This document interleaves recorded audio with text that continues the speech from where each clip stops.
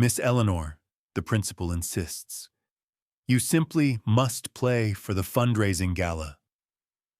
The words hung heavy in the air, weighted with expectation. But I haven't played in years. Not like that, Eleanor whispered, her gaze fixed on the worn keys of the grand piano, a relic of a past she'd painstakingly buried. This is the story of Eleanor Vance, a quiet, unassuming librarian in the struggling town of Havenwood, whose life is about to be upended by a well-meaning but misguided demand. When the town's beloved community center faces closure, Eleanor is strong-armed into performing at a pivotal fundraiser, a performance that will force her to confront the ghosts of her past and reveal a talent so profound it could either save her community or shatter her fragile peace. Now, before we dive deeper, please subscribe to our channel. We share powerful, meaningful stories like this every day. And drop a comment below to let us know where you're watching from. Thank you so much. And now, let's get back to the story. Miss Eleanor, the principal insists, you simply must play for the fundraising gala. The words, firm yet laced with a desperate hope, echoed in the quiet sanctuary of the Havenwood High School music room. Eleanor Vance, usually a woman of quiet composure, felt her carefully constructed world begin to tremble. She stood by the window, her gaze lost in the rain-streaked pane. The familiar scent of old wood and dust a poor comfort. The autumn leaves outside, vibrant in their dying days, seemed to mock the muted hues of her own life. But I haven't played in years. Not like that, she whispered, her voice barely a rustle against the insistent hum of the fluorescent lights. Her fingers, usually nimble with turning book pages, felt stiff and alien, a stark contrast to the effortless grace they once possessed. She glanced at the grand piano, a dark, gleaming beast that occupied the center of the room. Its polished surface reflected the muted light, a silent testament to countless melodies, both forgotten and remembered. Principal Thompson, a man whose kind eyes were perpetually shadowed by the weight of budget cuts and dwindling resources, stepped closer. Eleanor, we're not asking for a concert hall performance, just a little something. For the children, for Havenwood. He gestured around the small, aging school, a place that, despite its cracks and fading paint, was the steadfast heart of their community.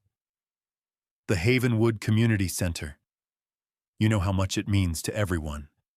The after-school programs, the senior citizen gatherings, the town hall meetings. Without it, where will they go? Eleanor knew. She knew the struggle intimately. Havenwood wasn't a town of grand fortunes or sprawling mansions.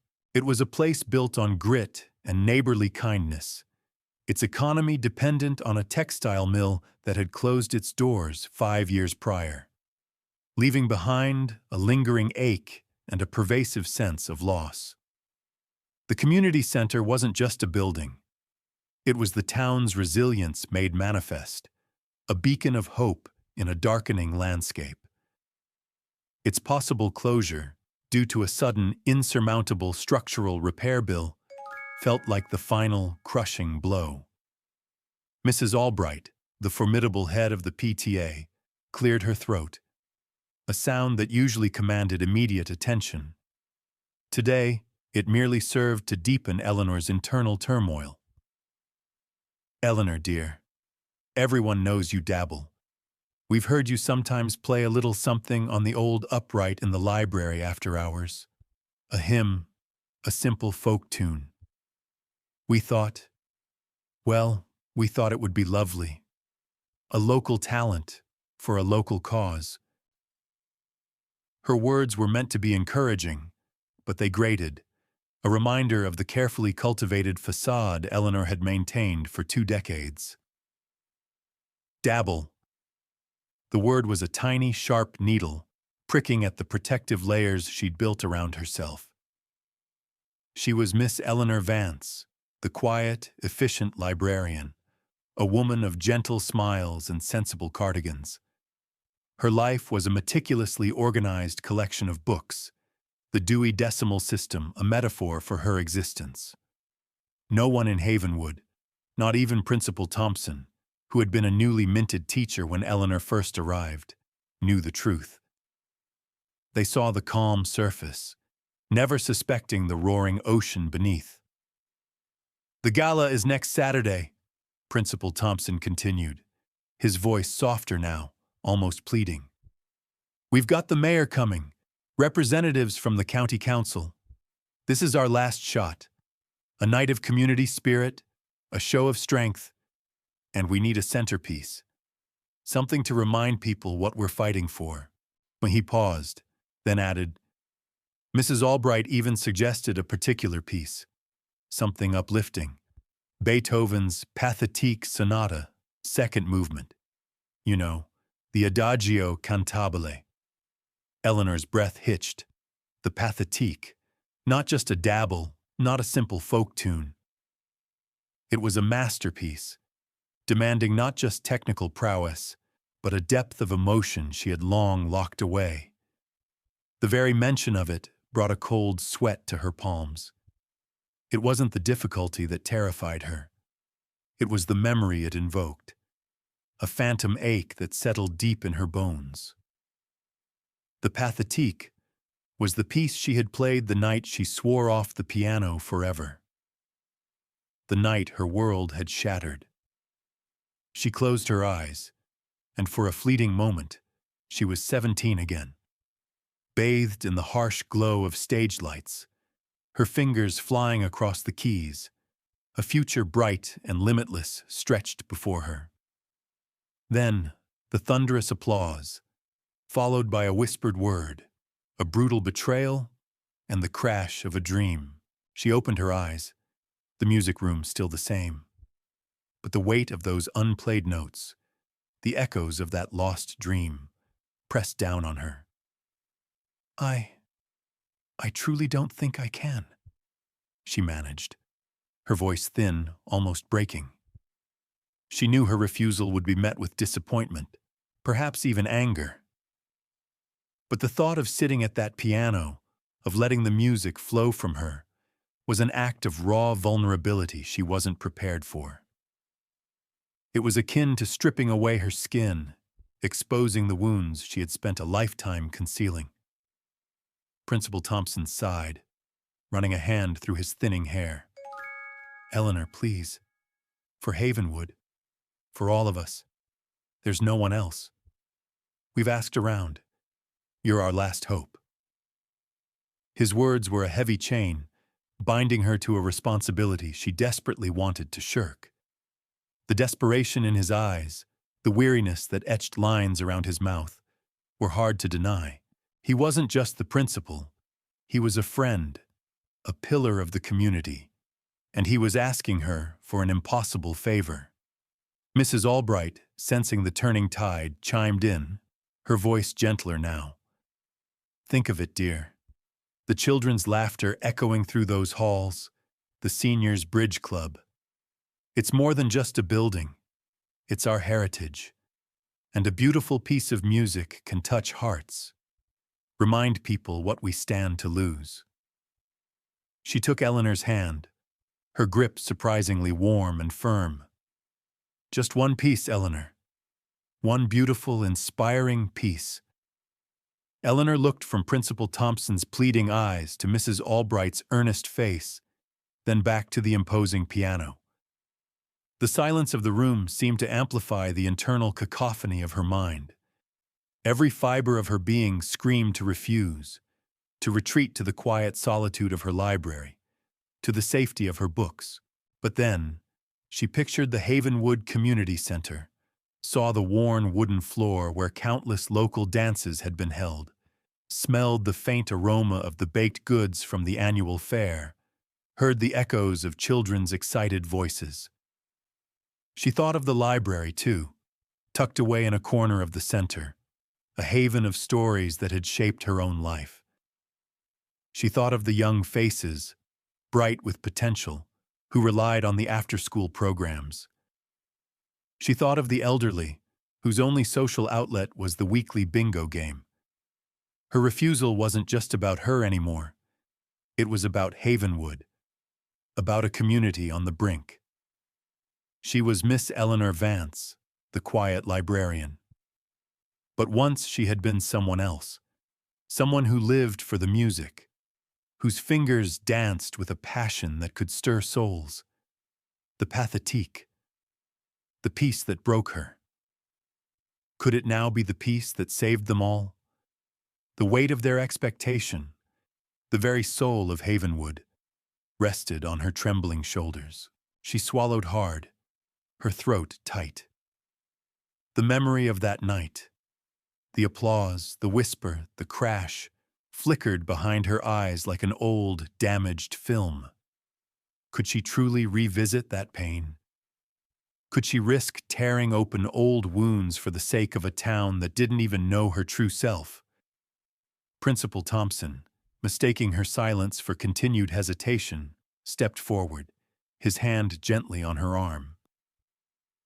"Eleanor, we understand if it's too much, but we had to ask. This community needs a miracle, and sometimes a little music is all it takes to bring people together."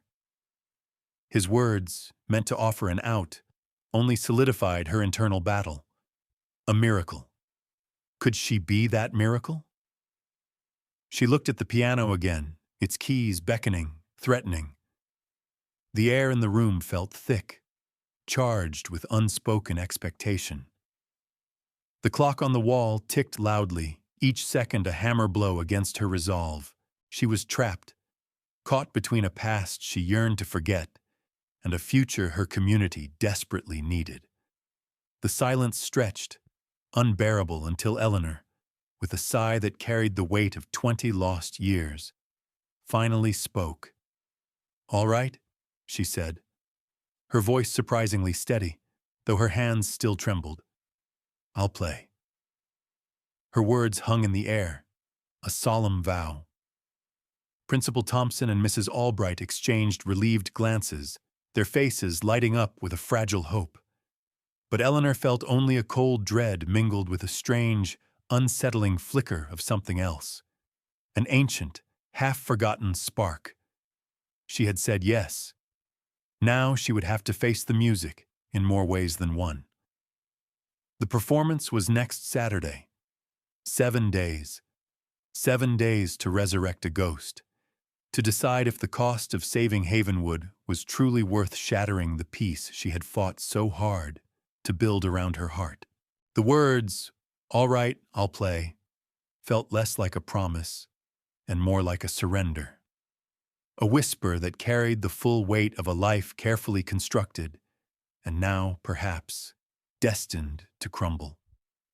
Principal Thompson's relieved smile was a small, agonizing comfort, a flicker of hope that did little to quell the rising tide of panic within Eleanor. Mrs. Albright squeezed her hand, a gesture of camaraderie that felt utterly undeserving.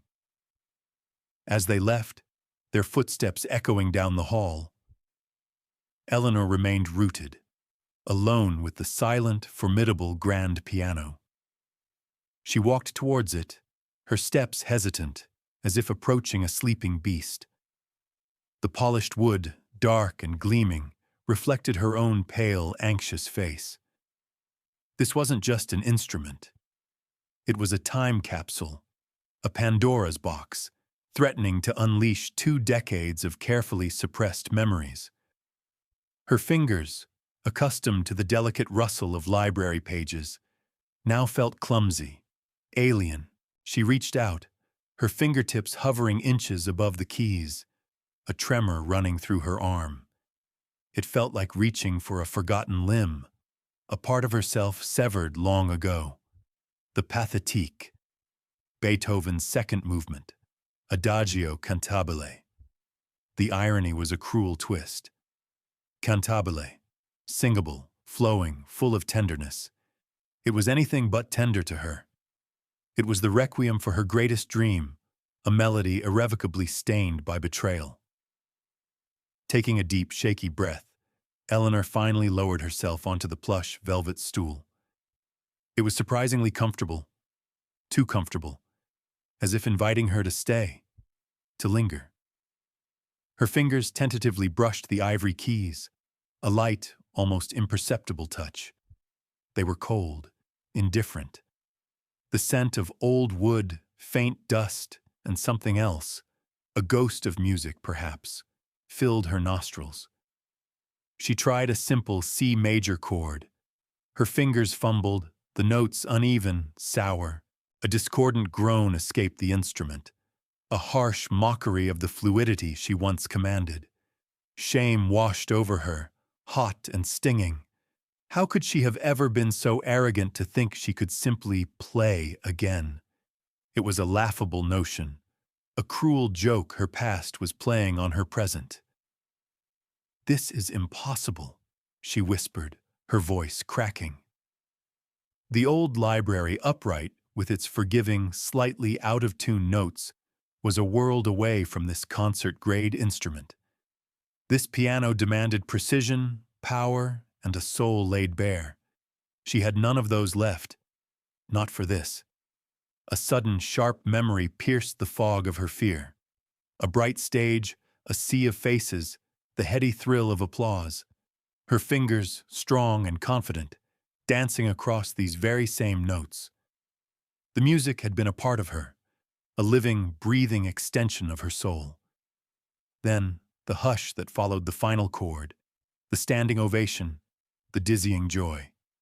And then, a voice. A low, insidious whisper in the wings. "She's good, yes, but only because of him. He writes her music, polishes her talent. Without him, she's nothing." The whisper had been a venomous dart, aimed perfectly, poisoning everything that followed. The adoration in her mentor's eyes, her fiancé's proud smile, even her own fierce self-belief, all shattered by a single, carefully placed lie, spoken by a rival whose ambition had known no bounds. The betrayal wasn't just the words. It was the way people had looked at her afterwards, the seeds of doubt taking root. She had fled, not just the competition, but the entire world of classical music, burying her talent along with her broken heart. Eleanor flinched, pulling her hands away from the keys as if burned. The phantom pain of that night was so vivid, so raw, it stole her breath. This wasn't just about rusty technique. It was about the crushing weight of that memory. The deep-seated fear that if she played again, she would be back in that moment, exposed and vulnerable, her talent questioned, her heart broken anew. The clock on the music room wall ticked, each second a judgment. She had 7 days. 7 days to resurrect a ghost, to save a community that depended on a side of her they didn't even know existed. 7 days to face a piece that held the echoes of her deepest wound. She forced her hands back to the keys, her jaw tight. Forget the pathétique. Forget the memory. Just play something. Anything. Her fingers, stiff and unfamiliar, started a simple scale. C major, again. This time, the notes were a little less clumsy, a little more connected. The sound was thin, hesitant, but it was there.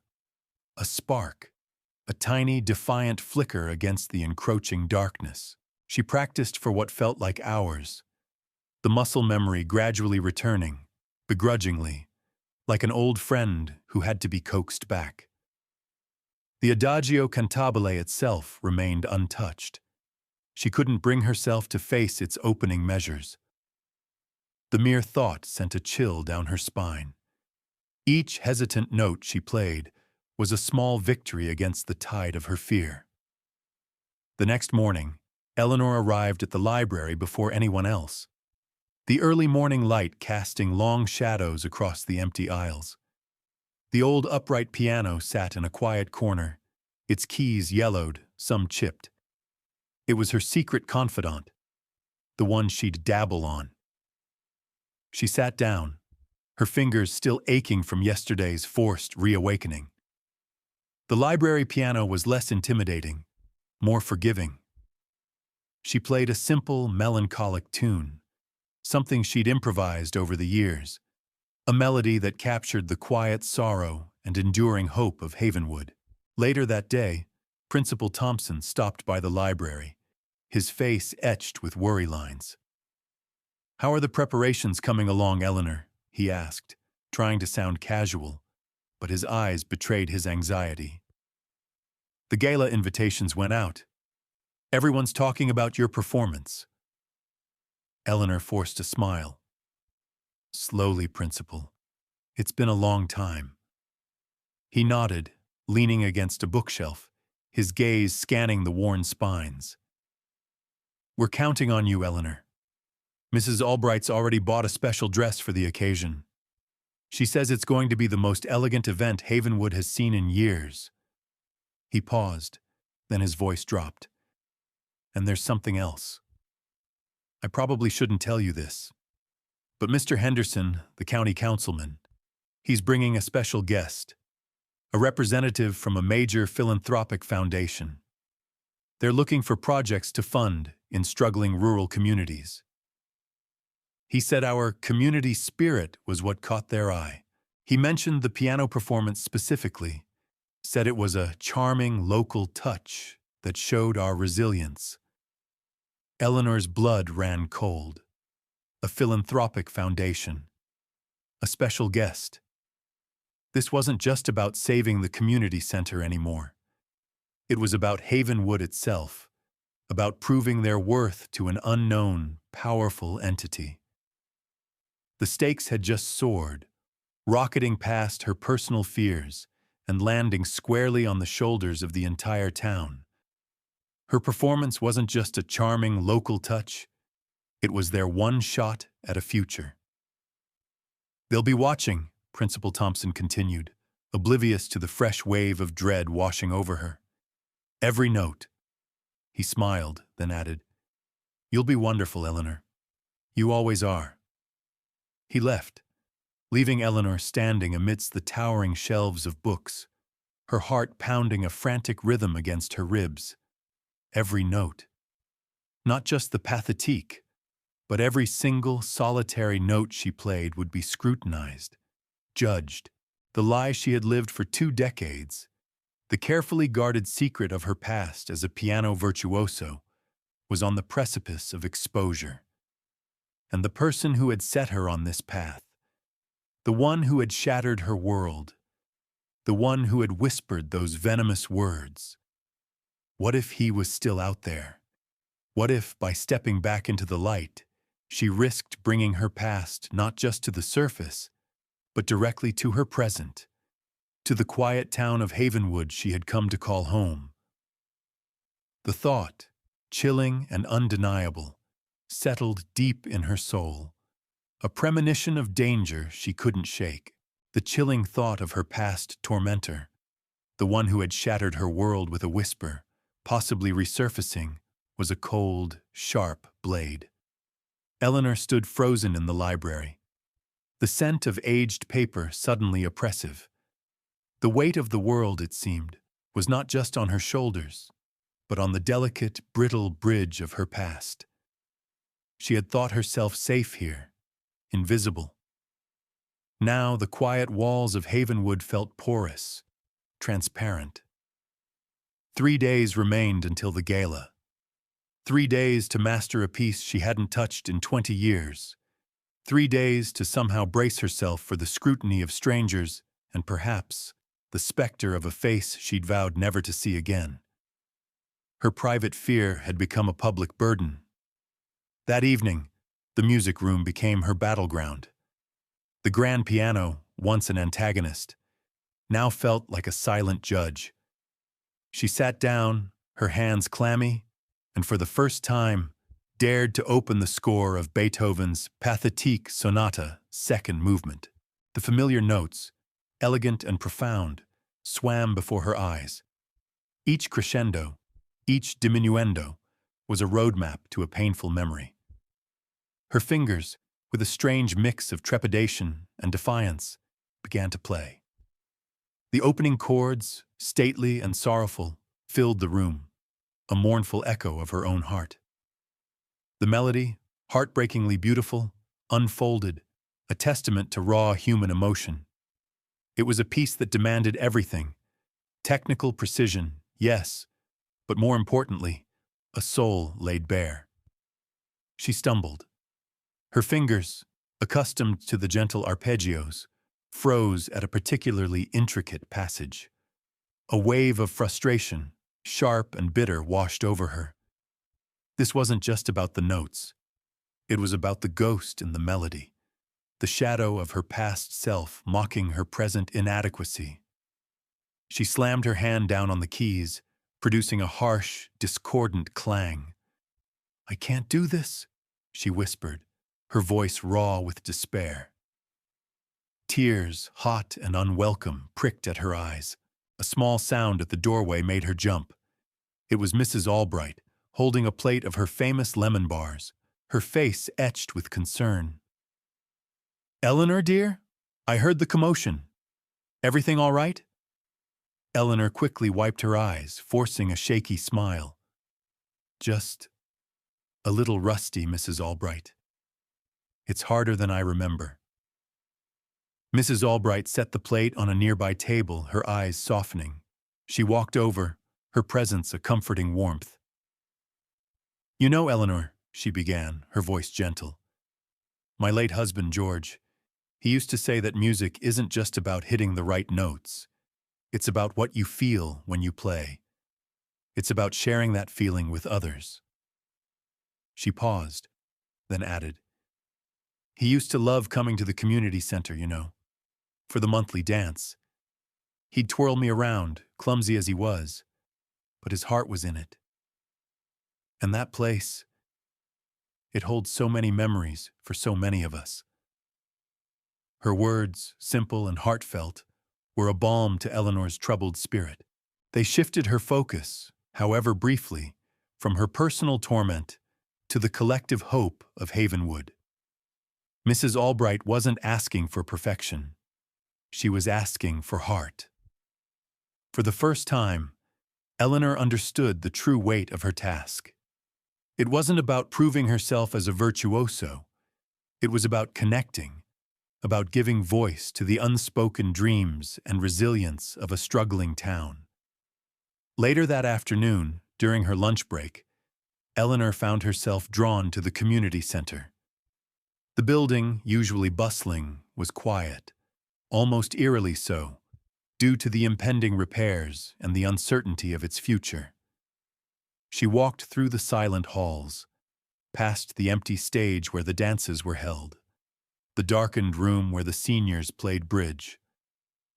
She stopped at the children's art corner, colorful drawings still tacked to the corkboard, bright, hopeful splashes of color against the peeling paint. A drawing of a smiling sun, radiating warmth, caught her eye. It was signed by Lily, one of the most energetic participants in the after-school program. Lily, whose single mother worked 2 jobs, relied on the Center for Childcare and a warm meal. The thought of Lily, of all the Lilies in Havenwood, fueled a new resolve. This wasn't just for her, not for the ghosts of her past. This was for them. Back at the school, Eleanor returned to the music room, her determination now tempered with a deeper sense of purpose. She sat at the piano, the pathétique score open. This time, as her fingers found the keys, the fear was still there, but it was overshadowed by a quiet ferocity. She wasn't just playing notes, she was weaving a tapestry of hope for Havenwood. The Adagio cantabile flowed from her fingers, hesitant at first, then growing in confidence, the melody regaining its exquisite balance of sorrow and grace.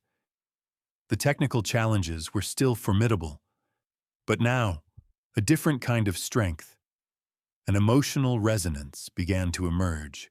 She spent hours at the piano, oblivious to the passage of time, her fingers aching, her spirit both exhausted and strangely invigorated. Each phrase was a battle won, each successful run a small triumph.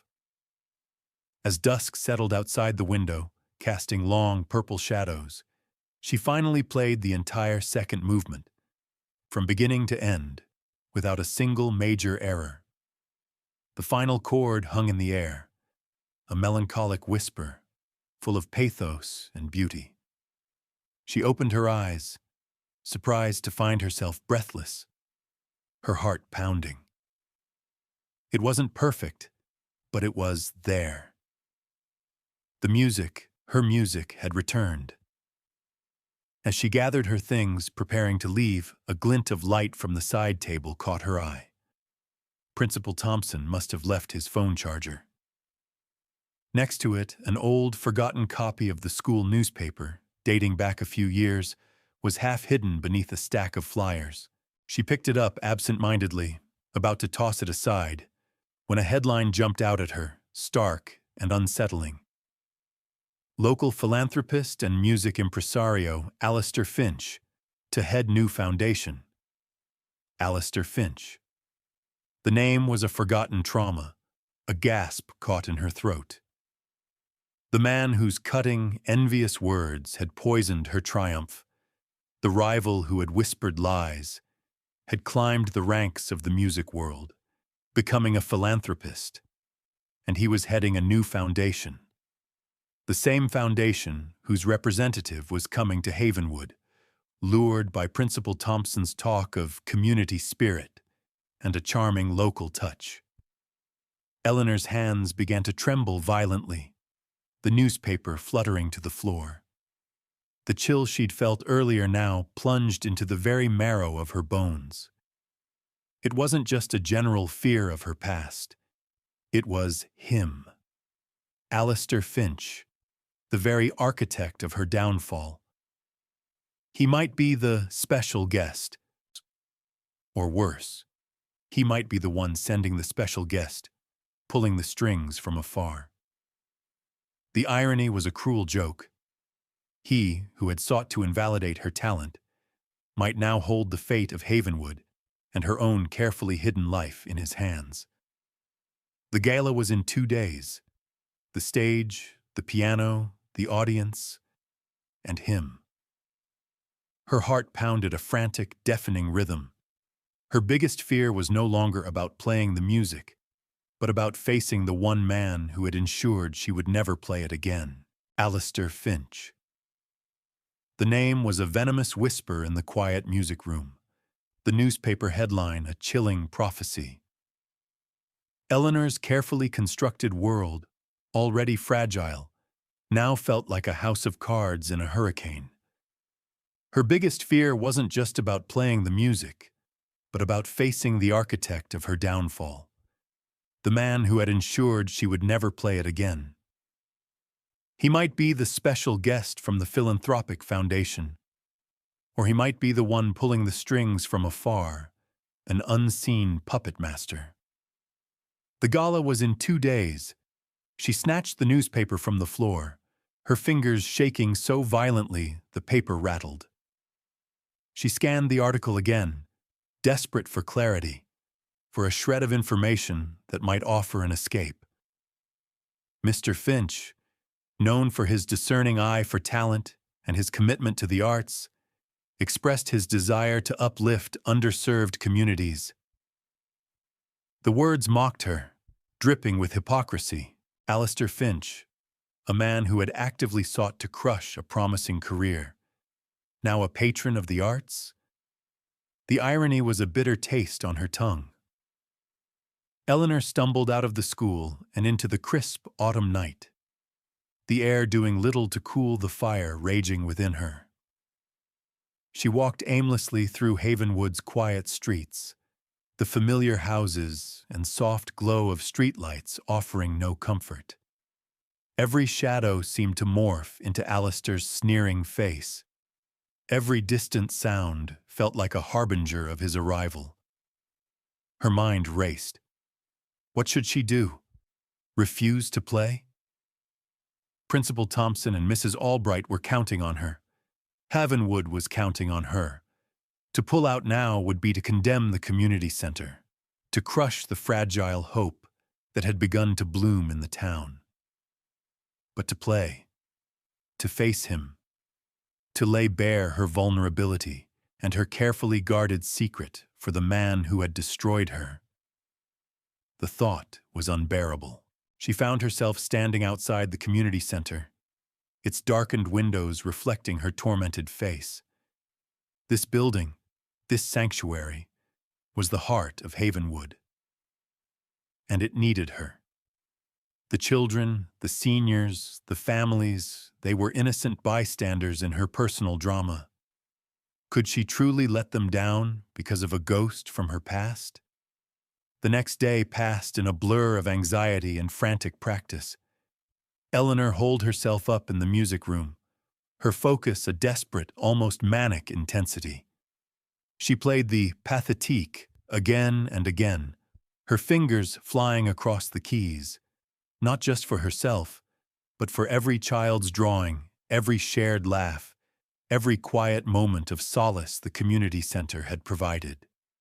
The music flowed now, carrying the weight of her fear, her sorrow, and her burgeoning resolve. She poured every emotion into the notes, transforming her personal anguish into a poignant prayer for her community.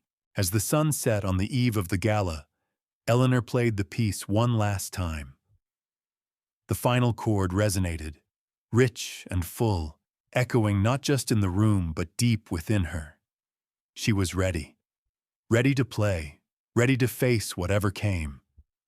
Her fear of Alistair Finch was still present, a cold knot in her stomach, but it was now tempered by a fierce protectiveness for Havenwood. The day of the gala dawned, crisp and clear. The air in Havenwood hummed with an unusual excitement. The school gymnasium, usually reserved for basketball games, had been transformed. Fairy lights twinkled, silk draperies softened the harsh walls, and tables adorned with white linen and small floral centerpieces filled the space. Mrs. Albright, beaming, directed volunteers, her energy infectious. Eleanor, dressed in a simple, elegant navy dress Mrs. Albright had insisted on, felt a strange mix of exhilaration and dread. Her hands, usually steady, trembled slightly as she took a deep breath. The grand piano, polished to a mirror sheen, sat center stage, bathed in a soft spotlight. It looked magnificent, formidable. Guests began to arrive, their laughter and chatter filling the hall. Eleanor stayed backstage, peeking through a gap in the velvet curtain. She saw Principal Thompson, his face flushed with pride and relief, greeting guests. She saw Lily and her mother, their eyes wide with wonder at the festive atmosphere. And then she saw him, Alistair Finch. He entered with the county councilman, Mr. Henderson, a man of imposing stature and an air of quiet authority. Alistair, however, commanded attention. He was impeccably dressed, his silver hair impeccably styled, his smile practiced and confident. He carried himself with an almost arrogant grace, his eyes sweeping over the crowd with a discerning, almost dismissive air. He was exactly as she remembered him, charmingly predatory.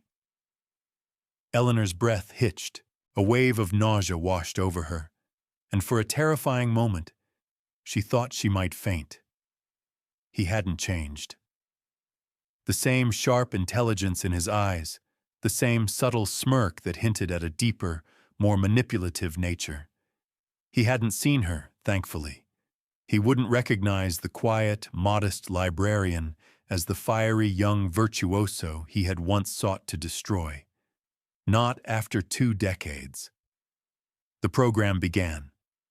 Principal Thompson gave a heartfelt speech, his voice thick with emotion as he spoke of the community center and the spirit of Havenwood. Mrs. Albright spoke next. her words ringing with conviction. Then, it was time. "And now," Principal Thompson announced, his voice swelling with pride, "we have a very special performance. Our own Miss Eleanor Vance, Havenwood's beloved librarian, will grace us with a beautiful piece of music, a testament to the enduring power of our community." A round of polite applause rippled through the hall. Eleanor took another deep breath, forced herself to walk onto the stage.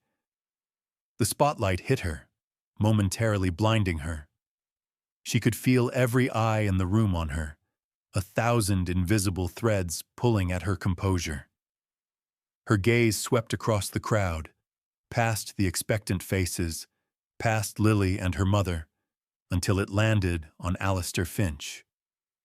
His eyes, initially casual, narrowed. A flicker of recognition, faint but undeniable, sparked in their depths. His confident smile faltered, replaced by a look of stunned disbelief, then a growing comprehension. He hadn't expected her. The color drained from his face, leaving him looking suddenly vulnerable, exposed. Eleanor met his gaze, holding it steady. For a split second, the world fell silent. It was just them.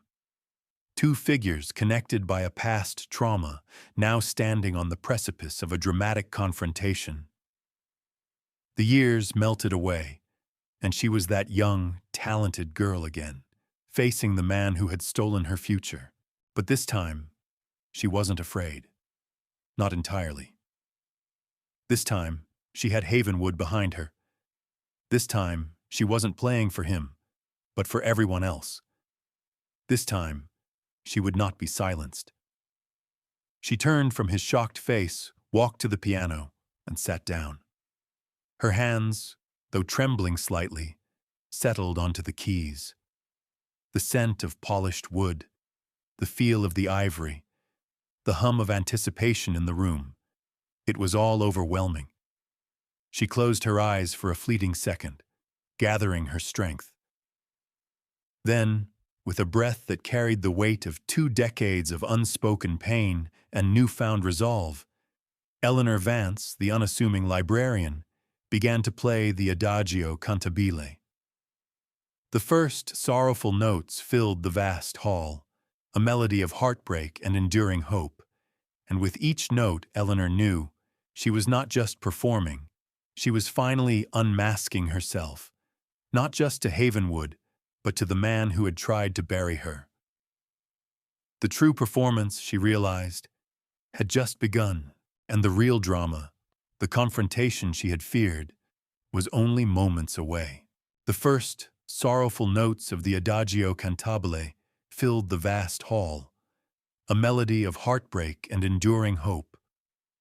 Eleanor's hands, though trembling slightly, settled onto the keys, drawing forth a sound that silenced the chatter, that pulled at the very heartstrings of Havenwood. Every eye in the gymnasium was fixed on her, but Eleanor's gaze, unwavering, sought out Alistair Finch. His face was a mask of shock, disbelief giving way to a dawning, terrible realization. He hadn't just recognized her. He now understood the magnitude of her hidden talent, and perhaps the profound mistake he had made 2 decades ago. As Eleanor played, the music room faded, the gymnasium dissolved. She was back on that bright stage, a young prodigy with a world of music at her fingertips. But this time, the whisper of betrayal was drowned out by the soaring melody, by the strength she now found within herself. Her fingers, once stiff and hesitant, moved with a newfound grace, not just recalling old lessons, but infusing each note with the quiet resilience of Havenwood, with the unspoken prayers for its future. The Pathétique was a piece of profound emotional depth, a dialogue between sorrow and acceptance. Eleanor poured every ounce of her soul into it. The gentle opening theme, filled with a mournful beauty, gave way to a passionate, almost defiant surge, then returned to a wistful tenderness. It was her story, unfolding in sound. The years of quiet sacrifice, the pain of a broken dream, the enduring love for a community that had unknowingly given her a second chance. It was all woven into the intricate tapestry of Beethoven's masterpiece. She saw Mrs. Albright, tears silently streaming down her face, her hand pressed to her chest. She saw Principal Thompson, his eyes wide with a mixture of awe and dawning understanding. He had known she could play, but he had never known this. He had never known the profound depth of her talent, the raw power that emanated from her slender frame. And then she saw Lily, her face rapt, her small hands clasped together, lost in the beauty of the music. But it was Alistair Finch's face that remained etched in her mind's eye. The initial shock had given way to a flicker of something she hadn't seen in him before: regret. His shoulders were slightly slumped, his usual confident posture replaced by a subtle tension. He shifted in his seat, his gaze dropping from hers, unable to meet the intensity of her musical revelation. The music was not just a performance, it was a reckoning. The climax of the movement approached, a swelling, passionate declaration. Eleanor's fingers danced across the keys, a whirlwind of sound, powerful yet delicate. It was a cry, a lament, and a fierce, unyielding hope all at once. The entire hall held its breath, suspended in the purity of the moment. And then, as the final, lingering chord faded into silence, the room remained hushed, the last echoes of the pathétique reverberating in the hearts of everyone present. For a long moment, there was complete silence. Not an awkward silence, but a reverent one, a collective sigh of profound emotion. Then, a single clap broke the stillness, then another. And then, the entire gymnasium erupted into a standing ovation. The applause was deafening, a wave of warmth and adoration that washed over Eleanor. People were on their feet, cheering, whistling, tears in their eyes. She rose from the piano, her own eyes glistening, a profound sense of release flooding her. She bowed, a genuine smile gracing her lips for the first time in years, a smile that radiated both gratitude and a quiet triumph. As the applause slowly subsided, Principal Thompson, beaming, rushed to the stage, enveloping Eleanor in a heartfelt hug. "Eleanor," he whispered, his voice thick with emotion. "I had no idea. You were magnificent." Mrs. Albright was next, her eyes shining. "Oh, Eleanor, dear. George would have loved that. Simply beautiful." Eleanor, however, kept her gaze fixed on Alistair Finch. He hadn't clapped. He hadn't stood. He remained seated, his face pale, his eyes fixed on her. The councilman, Mr. Henderson, clapped him on the shoulder, a look of genuine admiration on his face. "Incredible, Alistair. Havenwood certainly has a hidden gem."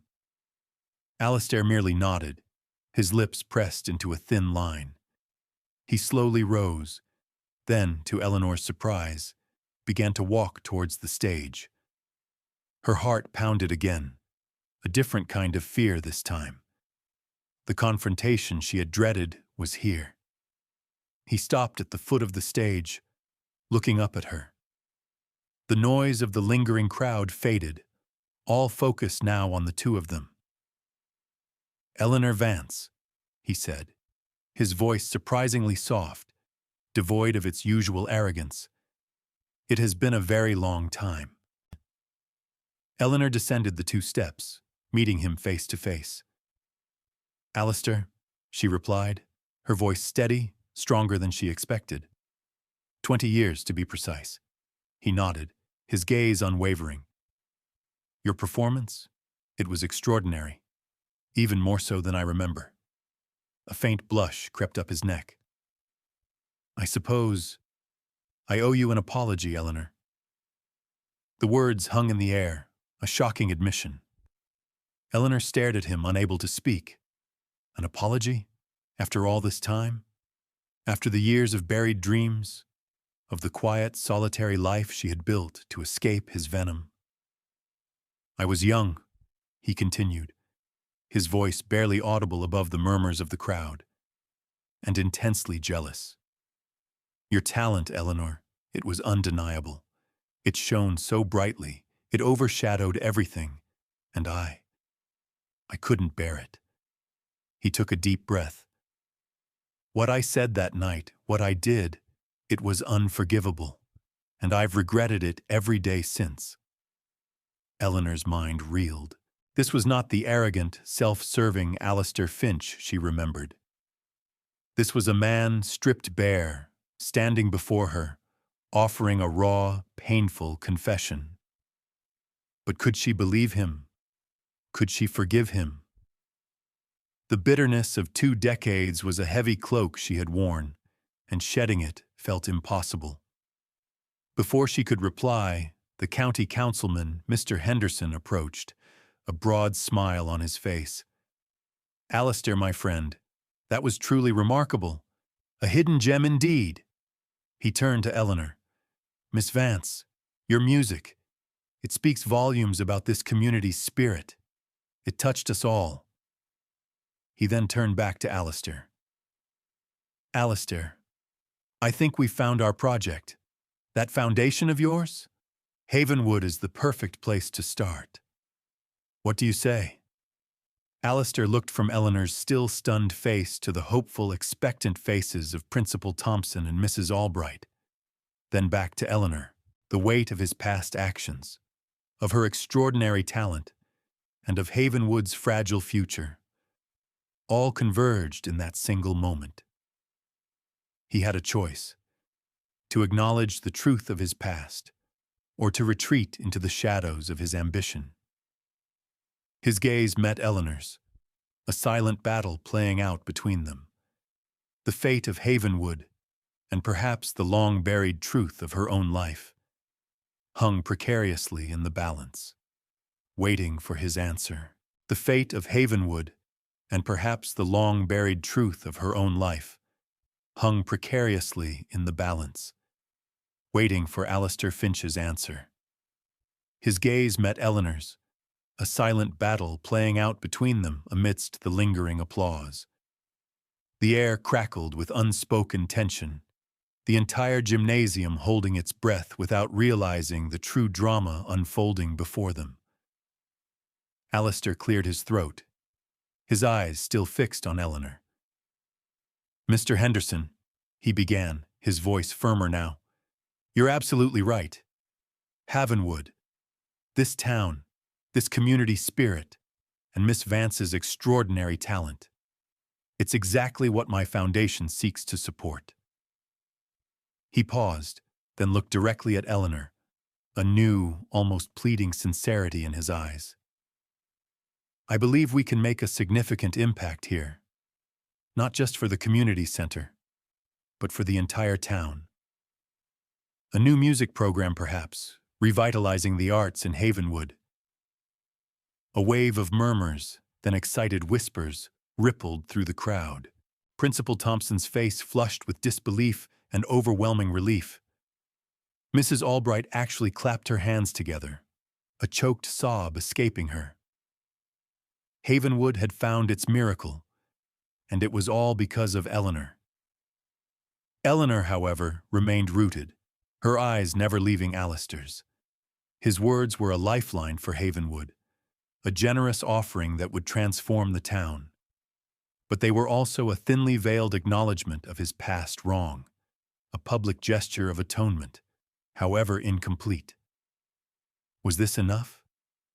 Could she accept this olive branch, knowing the pain he had inflicted? Alistair, Eleanor began, her voice low, your foundation's support would mean everything to Havenwood. But what about the truth? The directness of her question surprised even herself, cutting through the pleasantries and landing with the force of a hammer blow. Alistair flinched, his composure faltering. Mr. Henderson and Principal Thompson exchanged confused glances, sensing a deeper narrative unfolding, but remaining politely silent. The truth? Alistair repeated, his eyes darting to the curious faces in the crowd. Eleanor, I've already apologized for my past behavior. I was wrong. Terribly, foolishly wrong. His gaze returned to hers, desperation in their depths. Can't we let the past remain in the past, for the sake of these good people? The past, Eleanor countered, her voice gaining strength, is what brought us here, Alistair. Your ambition may have propelled you, but your actions buried my music for 20 years. And that whisper, that lie you spread, it nearly destroyed me. Alistair winced, his face paling further. He opened his mouth to speak, but Eleanor raised a hand, stopping him. No. Let me finish. Havenwood deserves more than just a donation. They deserve to know that true talent, true spirit, cannot be silenced. And they deserve to know that sometimes, even after years of darkness, the music can still find its way home. Alistair looked genuinely troubled. He glanced at Mr. Henderson, whose expression was now one of cautious observation. He knew Eleanor was cornering him, forcing him to confront his full culpability, not just in private, but on the public stage of Havenwood's most important night. The high stakes of the gala were suddenly not just about funding, but about justice, about truth. What do you propose, Eleanor? Alistair finally asked, his voice strained, defeat beginning to etch itself around his eyes. Eleanor took a deep breath, her eyes sweeping over the faces of the Havenwood community. Principal Thompson, Mrs. Albright, Lily, and all the others. They had embraced her, loved her, without ever knowing her full story. Now, it was time for them to know. I propose, Eleanor stated, her voice clear and strong, resonating through the hushed hall, that the Havenwood Community Center establish a new music program, one that fosters raw, unpolished talent. And I propose that Alistair Finch, as the head of your foundation, personally commit to supporting this program, not just financially, but by actively seeking out and nurturing young musicians from underserved communities, ensuring that no aspiring artist ever suffers the fate of having their talent stifled by jealousy or deceit. Alistair stared at her. Then a slow, almost imperceptible nod began. He understood. This wasn't just about the money. This was about redemption, about using his power and influence to right a profound wrong, not just for her, but for countless others. And, Eleanor continued, her gaze firm, I propose that this program be named the Havenwood Eleanor Vance Music Academy. A collective gasp went through the crowd, followed by a ripple of excited murmurs. Principal Thompson's jaw dropped. Mrs. Albright burst into fresh tears, this time of joy. Alistair's eyes widened, a flicker of genuine respect, perhaps even awe, replacing the earlier shame. The naming of the academy wasn't just a recognition of her talent. It was a public acknowledgement of his past injustice, turning her suffering into a beacon of hope. It was a reclaiming of her name, her legacy, on her own terms. He looked at the floor, then back at Eleanor, a profound change taking place in his demeanor. The arrogance had completely vanished, replaced by a quiet humility. Eleanor, he said, his voice husky with emotion, I accept. I will personally oversee the creation of the Havenwood Eleanor Vance Music Academy, and I will dedicate my foundation to ensuring that your story, your talent, and your resilience become an inspiration for generations of young musicians. The room erupted. Cheers, applause, shouts of joy filled the gymnasium, shaking the very foundations of the old school. Principal Thompson practically bounded towards them, shaking Alistair's hand vigorously, tears in his eyes. Mrs. Albright enveloped Eleanor in a hug that nearly squeezed the breath out of her. Eleanor, however, felt a profound sense of peace settle over her. The bitterness she had carried for so long began to recede, replaced by a strange lightness. It wasn't full forgiveness, not yet, but it was a path towards it, a path paved with justice and hope. She had confronted her past, and in doing so had secured a brighter future for Havenwood. Later, as the gala slowly wound down and guests mingled, buoyed by the unexpected triumph, Eleanor found herself by the grand piano once more. Alistair approached her, his steps hesitant. "Eleanor," he said, his voice quiet, "I truly am sorry, more than words can express." He looked at the keys, then back at her. "You truly are a prodigy, always were." He paused, then added, Would you ever consider playing professionally again? With my backing, of course. I could right so many wrongs." The offer was tempting, a chance to reclaim the career she had lost, to step back into the world she had abandoned. But as Eleanor looked out at the remaining guests, at the beaming faces of the Havenwood community, at the quiet strength of Principal Thompson, a different truth settled in her heart. Havenwood was her home. This community, these people had given her a purpose, a quiet dignity she wouldn't trade for all the concert halls in the world. She smiled, a genuine, radiant smile. "Alistair," she said, her gaze steady, "my professional career ended 20 years ago, but my music has found a new purpose. It lives here in Havenwood, and I intend to nurture it right here with these children."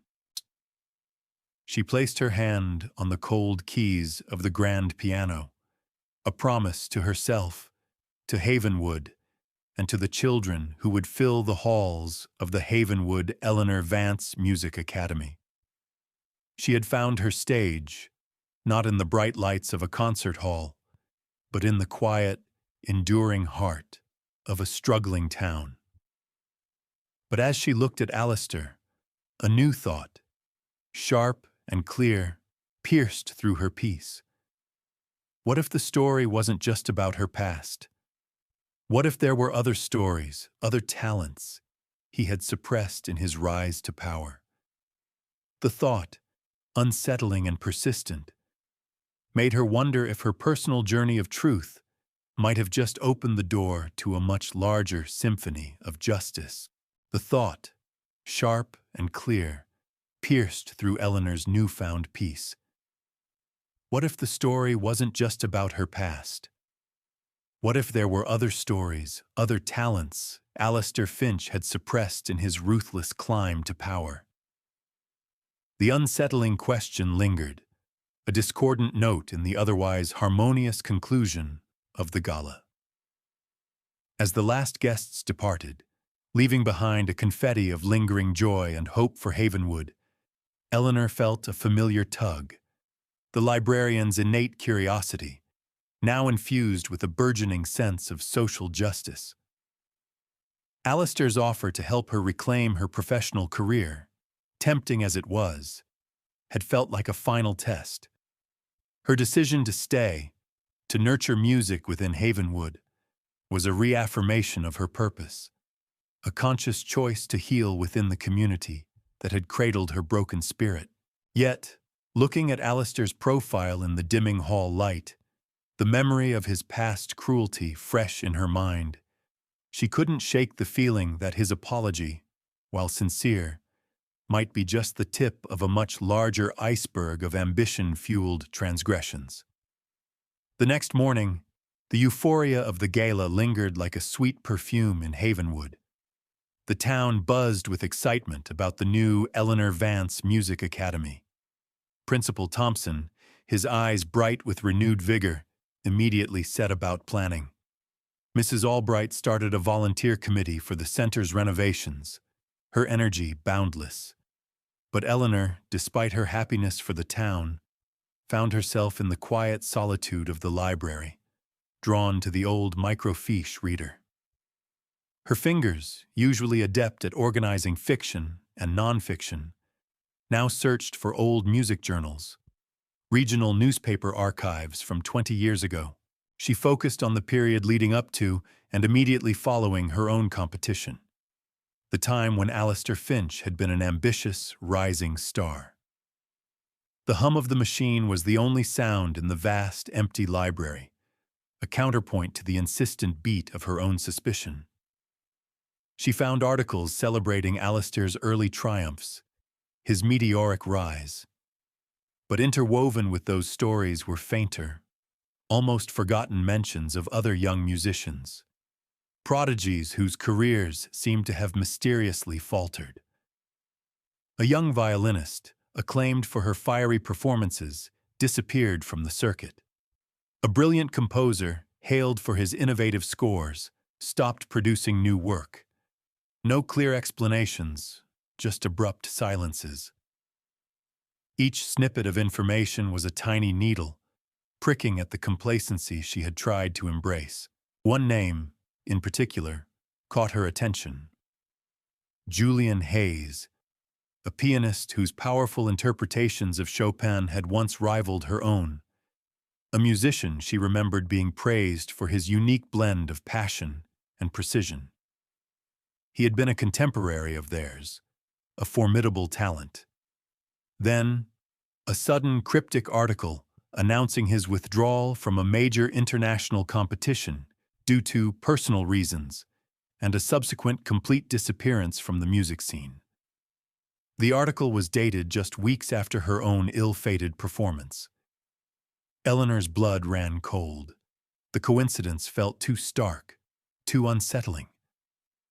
Could Alistair have targeted others?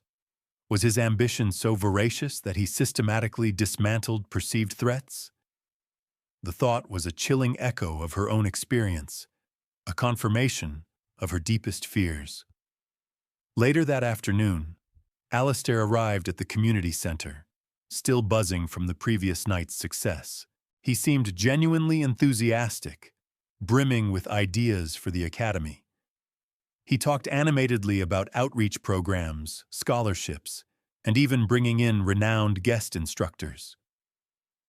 "We'll build something truly special here, Eleanor," he declared, his eyes shining with a vision that, for the first time, seemed less about self-aggrandizement and more about genuine philanthropy.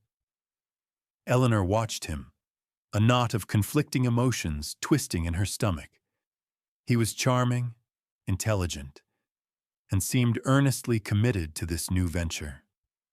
But beneath the polished surface, she saw the ghost of the ruthless young man who had once destroyed her. "Alistair," she began, her voice carefully neutral, "I've been thinking about the past, about that time when we were all so young and ambitious." He stiffened slightly, his smile faltering. "Eleanor, I truly hope my apology was sufficient. I mean it when I say I want to make amends." "It's not just about me," she continued, her gaze unwavering. "Do you remember Julian Hayes?" The name hung in the air, a sudden heavy weight. Alistair's face, usually so composed, visibly paled. His eyes darted away, then back to hers, a flicker of fear, then resentment passing through them. "Julian Hayes?" he repeated, his voice strained. He fell out of the circuit. Personal issues, I believe." "Did he?" Eleanor pressed, her tone sharper now. "Or did he, like me, become a casualty of your ambition?" Alistair took a step back, running a hand through his hair. "Eleanor, what are you implying? I'm trying to do good here. Havenwood, the academy, this is my chance at redemption." He looked genuinely distressed, a performance of vulnerability that might have fooled anyone else. But Eleanor saw the subtle tightening around his eyes. the almost imperceptible clenching of his jaw. "Redemption is a long road, Alistair," she said softly, but with an underlying steel, "and it often begins with full confession." He stared at her, caught. The excitement for the academy, the promise of a brighter future for Havenwood, now hung precariously in the balance. Eleanor's accusation, direct and unyielding, had punctured his carefully constructed facade of philanthropic goodwill. He knew she was asking for more than just an apology. She was asking for a deeper reckoning. The air between them crackled with unspoken tension. Alistair's eyes, usually shrewd and calculating, now held a haunted quality. He was trapped between the desire to embrace his new, benevolent image and the looming threat of his past being fully exposed. "Eleanor," he said, his voice barely a whisper, "there are things you don't understand." "Then help me understand," she challenged, her heart pounding. "Or else how can I, in good conscience, put my name, my reputation, behind an academy funded by a man whose past remains shadowed by the very injustices we claim to be fighting against?" The implied threat hung in the air, potent and clear. Eleanor, the quiet librarian, was no longer just a victim. She was an advocate, willing to risk the newfound peace and the academy's funding to seek a wider justice. Alistair looked around the newly renovated community center, at the bright, hopeful plans Principal Thompson had just shown him, then back at Eleanor, her gaze unwavering. He had to choose: protect his tarnished past, or truly embrace a future of redemption. The silence stretched, heavy with the weight of decades of unspoken wrongs. Finally, he exhaled, a long, defeated sigh. "Meet me tomorrow, Eleanor, at the old coffee shop on Main Street. I'll tell you everything." His eyes, however, held a new, disturbing glint, a mix of fear and a desperate calculation. Eleanor knew instinctively that while he might confess, his story would be carefully curated, and her next challenge would be to discern the truth hidden beneath his carefully chosen words. And she also knew, with a chilling certainty, that this conversation wouldn't just be about Julian Hayes. It would be about a network of silenced talents, a forgotten symphony of broken dreams, all orchestrated by Alistair Finch. "Meet me tomorrow, Eleanor, at the old coffee shop on Main Street. I'll tell you everything." Alistair's words echoed in Eleanor's mind as she left the community center, the new, disturbing glint in his eyes a stark warning.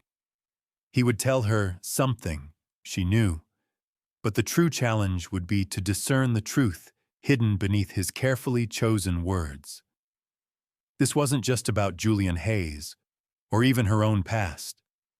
This was about a network of silenced talents, a forgotten symphony of broken dreams, all orchestrated by Alistair Finch. The librarian's quiet quest for truth had just escalated into a high-stakes investigation. The following morning, Havenwood woke to a soft, persistent drizzle.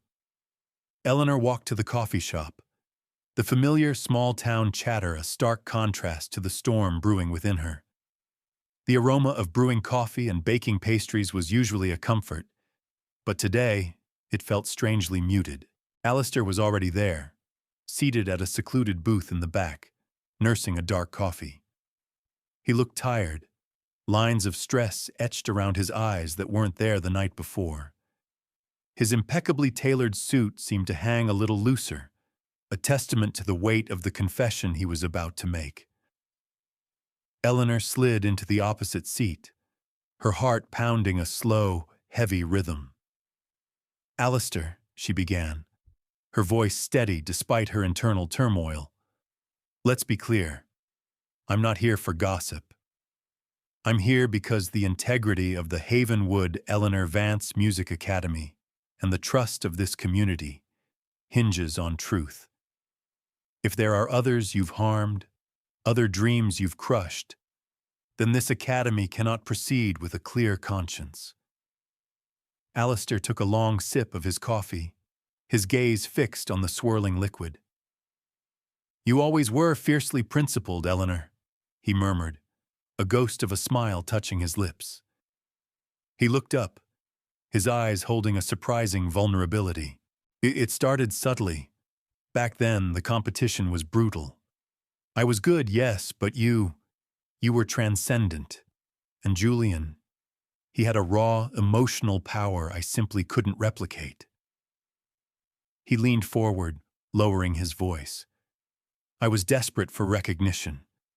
My family had poured everything into my music. The pressure was immense. So when I saw opportunities, gaps, I took them. Eleanor listened, her expression unreadable.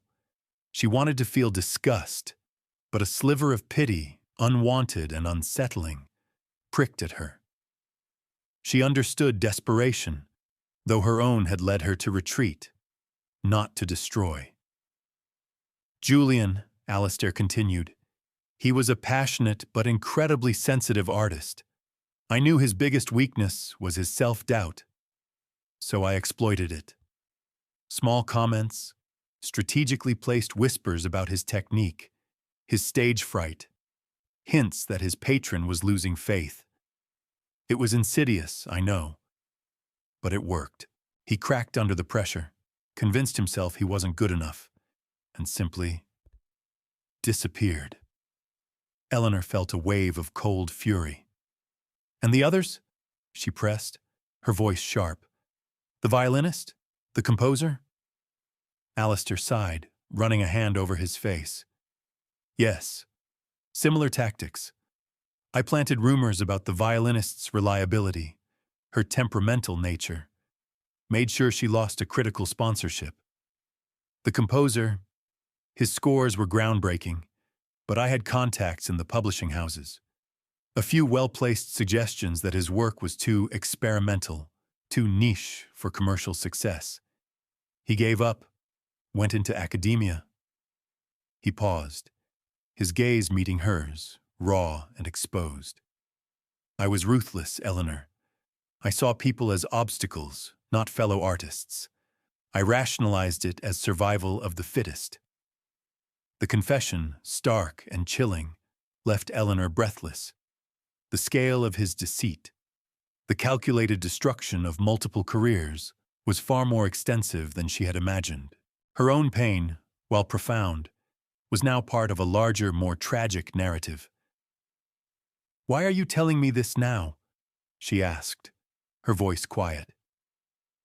Alistair looked genuinely defeated. "Because you, Eleanor, forced me to. Your performance, it wasn't just music. It was a mirror. It showed me the man I became, and the man I could have been. And seeing you, so fiercely protective of Havenwood, so principled, it finally broke through the layers of self-deception. I want to be better. I truly do. And for that, I need to atone. Fully." He reached into his briefcase, pulling out a thick file. "I've started compiling information, contact details, old articles, everything I could find on those I harmed. I want to help them, Eleanor, to offer them what I can. Financial support, opportunities, a chance to reclaim their music." He slid the file across the table. "I need your help, your integrity, your understanding of true artistic spirit. You're the only one I trust to navigate this." Eleanor stared at the file, then at Alistair. His confession, brutal as it was, felt genuine. His offer to help these broken artists, to use his foundation's resources to right his wrongs, was a monumental step. It wasn't just about money. It was about acknowledging their worth, validating their lost dreams.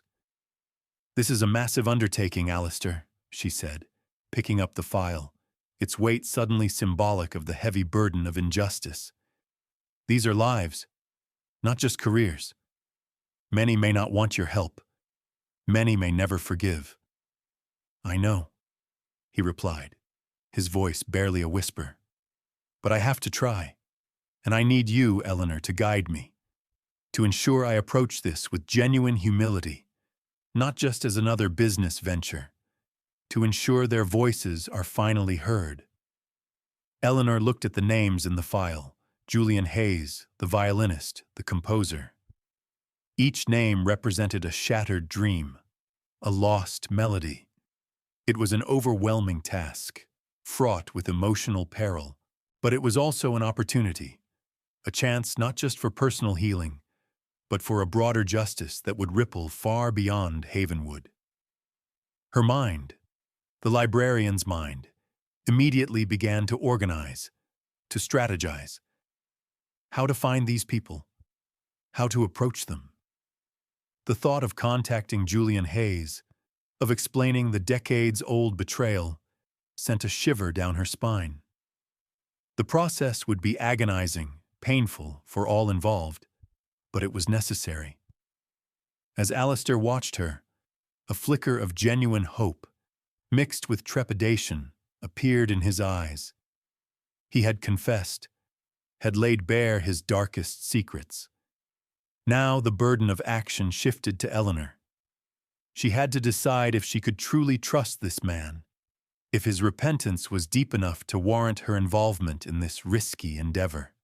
The future of Havenwood's Academy, and the fragile hope of justice for other silenced artists, now rested on her decision to embark on this new, daunting quest.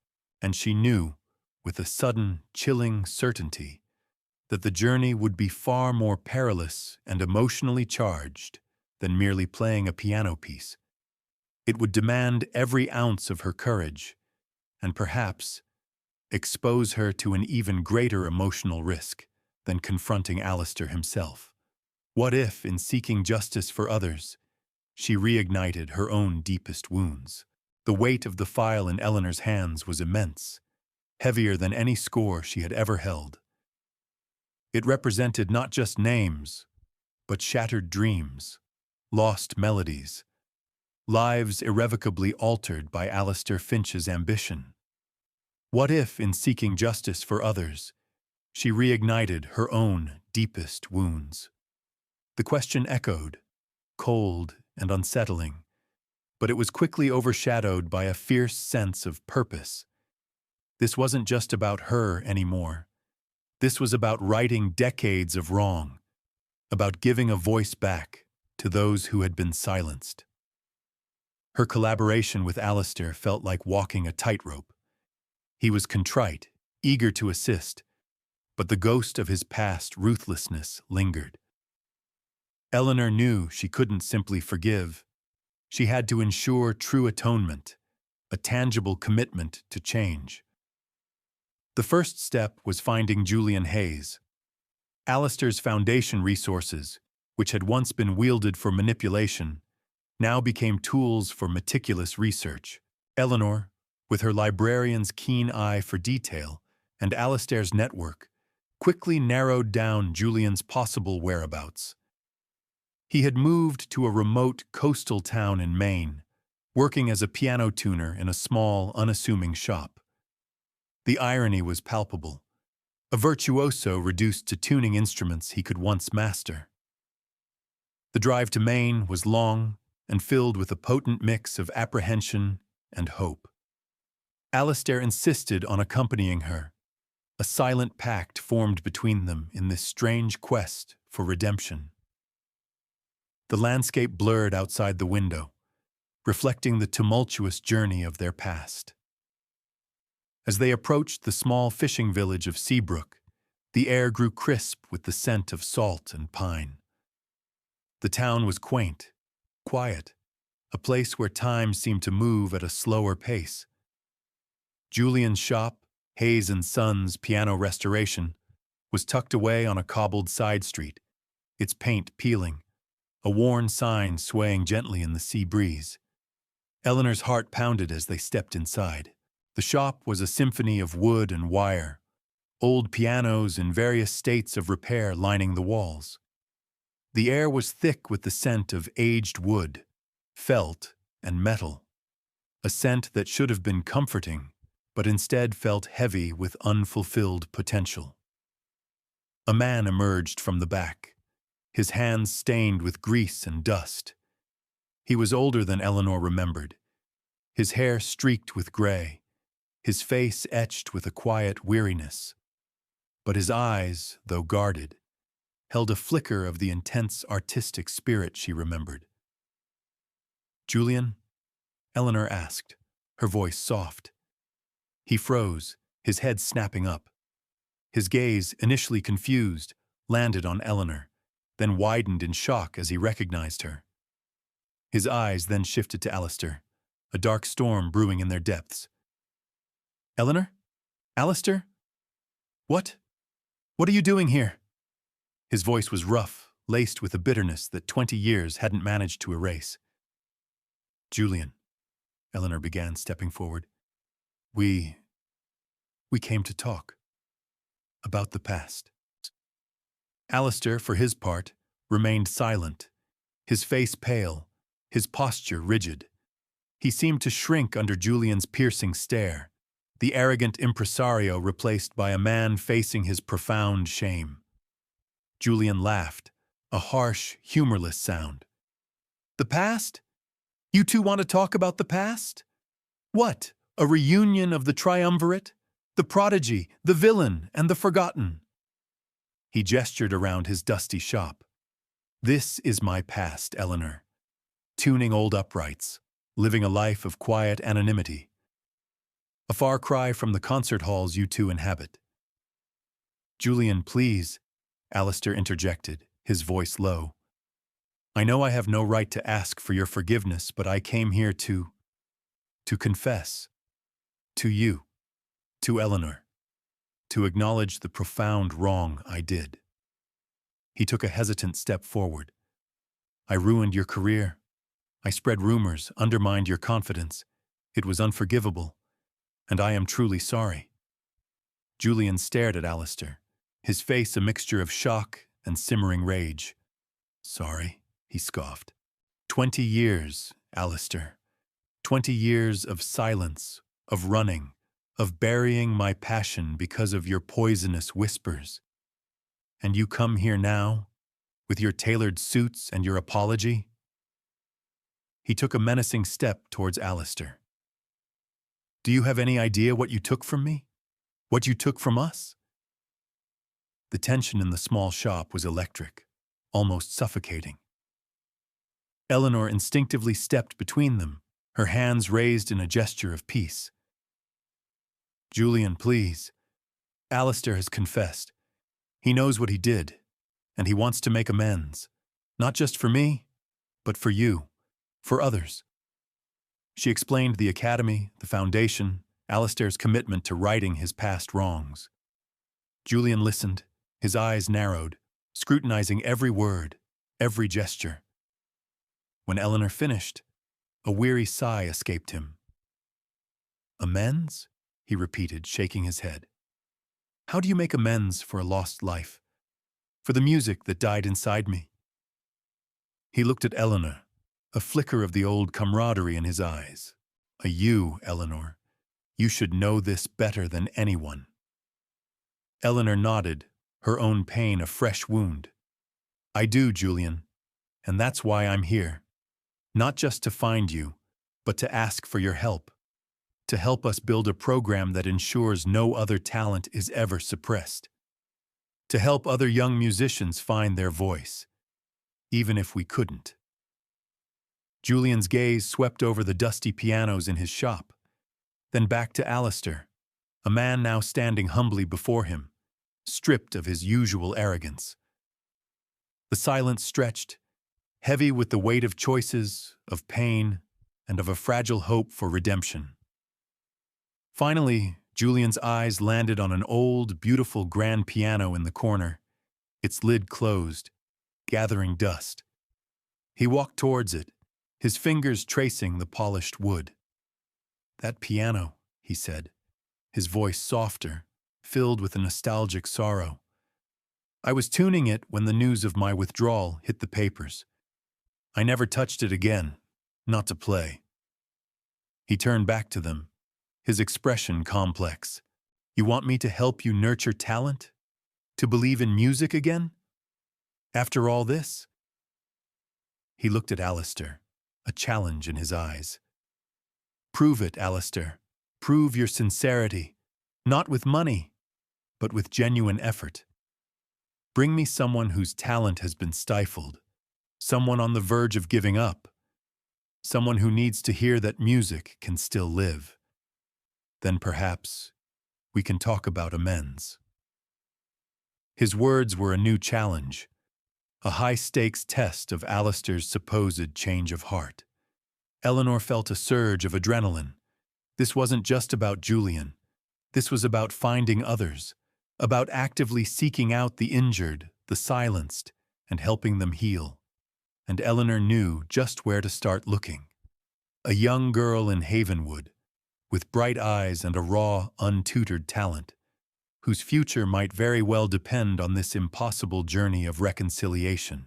This quest for justice had just become intensely personal, and Eleanor knew, with a fierce certainty, that the most poignant melodies were still waiting to be played. Julian's challenge, bring me someone whose talent has been stifled, someone on the verge of giving up, rang in Eleanor's ears, a poignant counterpoint to the ocean waves crashing against Seabrook's rocky shore. Her mind, already racing, immediately pictured Lily, the bright-eyed girl from Havenwood, whose crayon sun still radiated warmth from the community center's art corner. A raw, untutored talent, whose future might very well depend on this impossible journey of reconciliation. This quest for justice had just become intensely personal, a new overture for the Havenwood Eleanor Vance Music Academy. The drive back to Havenwood was a stark contrast to the outward journey. Alistair, usually so guarded, was quiet, his gaze fixed on the passing landscape. Eleanor could feel his internal struggle, the enormity of Julian's request weighing heavily on him. He had confessed, he had apologized, but Julian's terms demanded more. Active, selfless penance. Lily, Eleanor finally broke the silence, her voice soft. There's a girl in Havenwood, Lily, bright, energetic. She hums constantly. She'll sit at the old upright in the library sometimes, picking out melodies entirely by ear. She doesn't even know she's doing it, not really. Her family, they don't have the means for lessons. Alistair looked at her, a flicker of something close to hope in his eyes. A genuine talent, then, untouched. He nodded slowly. This is exactly what Julian needs to see, and what I need to support. His commitment, Eleanor realized, was deepening, transforming from abstract guilt into a concrete mission. Back in Havenwood, the town was still buzzing with the gala's success. Principal Thompson was like a man reborn, bustling about the community center, already envisioning blueprints for the academy.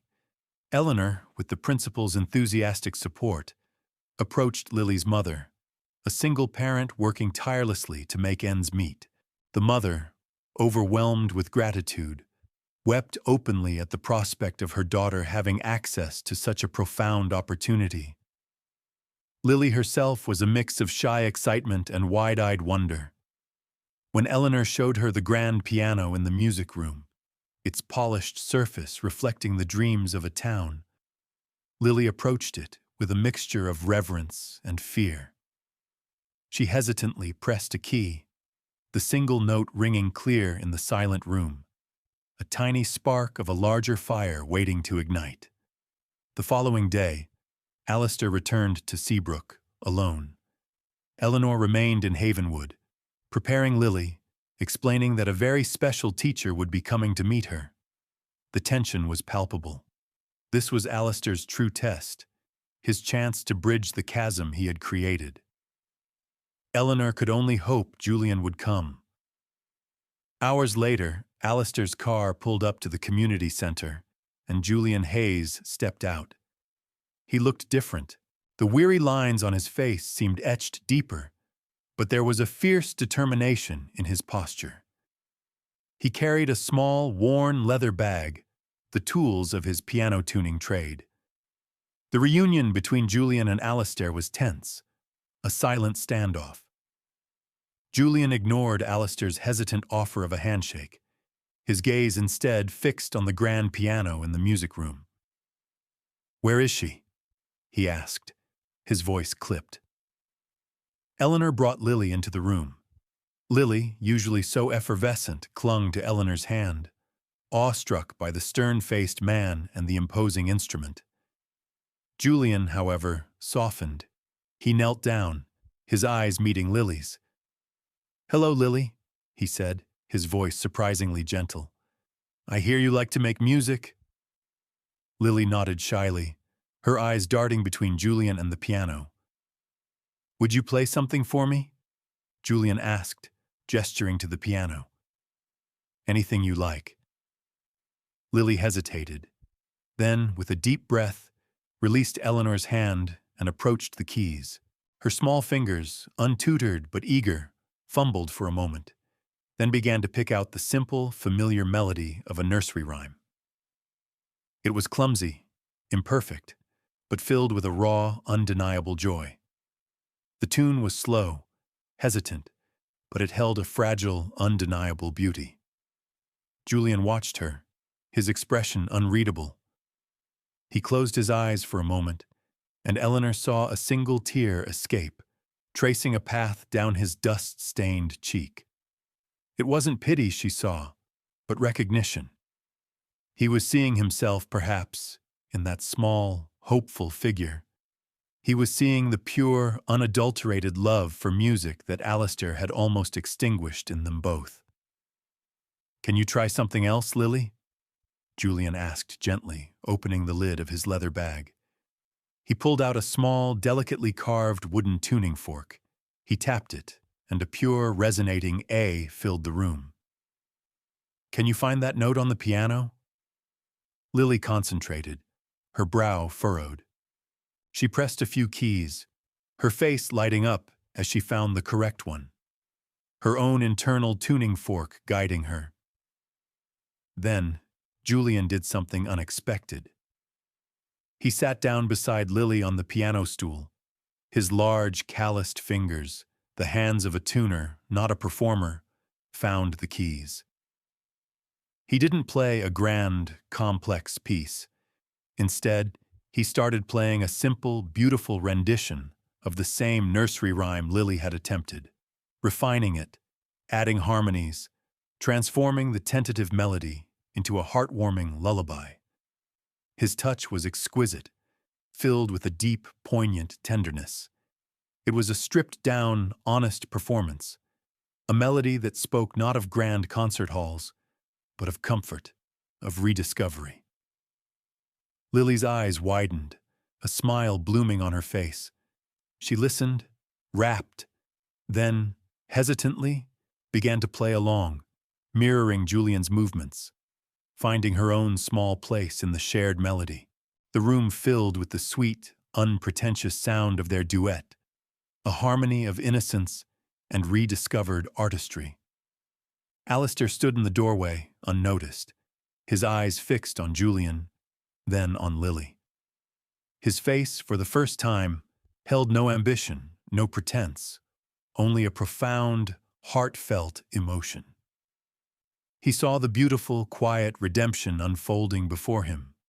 He saw the true purpose of his foundation, not in grand gestures, but in these small, precious moments of connection.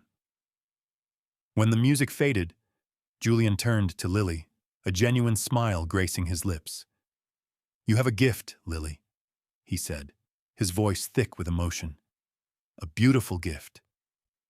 Then he stood and looked at Eleanor, then at Alistair, who had finally stepped into the room. "Eleanor," Julian said, his voice stronger now. "Alistair, this academy.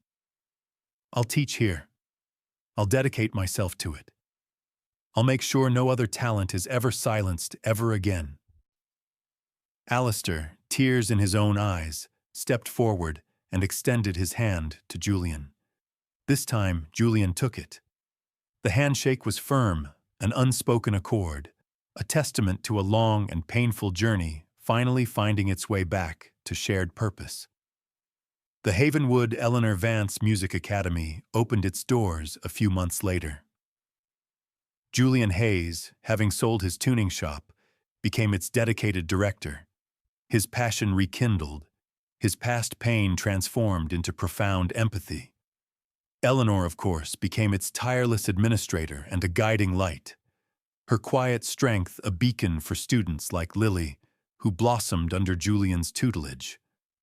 Alistair Finch, true to his word, became a genuine patron, his foundation pouring resources into the academy and extending its reach to find and support other silenced talents across the nation. Eleanor often found herself watching Lily at the grand piano, her small fingers now dancing with increasing confidence, the music filling the community center with joy. Sometimes Julian would join her, and sometimes even Eleanor, her hands finally free of the weight of the past, would sit beside them, adding her own harmonies. The Pathétique, once a melody of heartbreak, had become an anthem of hope, a powerful reminder that even after years of darkness, the music, in its purest form, always finds its way home. And as the melodies of a new generation filled the air, Eleanor knew her journey had truly come full circle. She had not only saved her beloved Havenwood, but she had helped others, and in doing so, had finally found her own profound, enduring peace. The librarian had found her true voice, not in silence, but in a symphony of justice, hope, and an unwavering belief in the transformative power of unplayed notes finally set free. And so, the quiet librarian, Eleanor Vance, taught us that true virtuosity isn't just about talent. It's about the courage to let it shine, especially when it's been dimmed by past wounds. Her journey reminds us that every heart carries a hidden melody, and sometimes the most profound performances happen not on grand stages, but in the quiet corners of a loving community. We saw the transformative power of second chances, not just for Eleanor, but for Alistair Finch, whose path to redemption began with a single, honest apology. Their story, and the rebirth of Julian Hayes's passion, proves that while ambition can destroy, empathy and truth can rebuild even the most shattered dreams. Eleanor's unwavering commitment to Havenwood and her fight for justice for silenced artists inspires us to look beyond our own pain, to find purpose in lifting others. It's a testament to the idea that our greatest triumphs often come when we use our gifts, not for personal glory, but for the collective good, bringing hope and harmony to those who need it most. The music, in the end, always finds its way home, carrying with it lessons of resilience, forgiveness, and the enduring power of the human spirit. If this story touched your heart, please like this video and subscribe to our channel for more powerful, meaningful stories like this every day.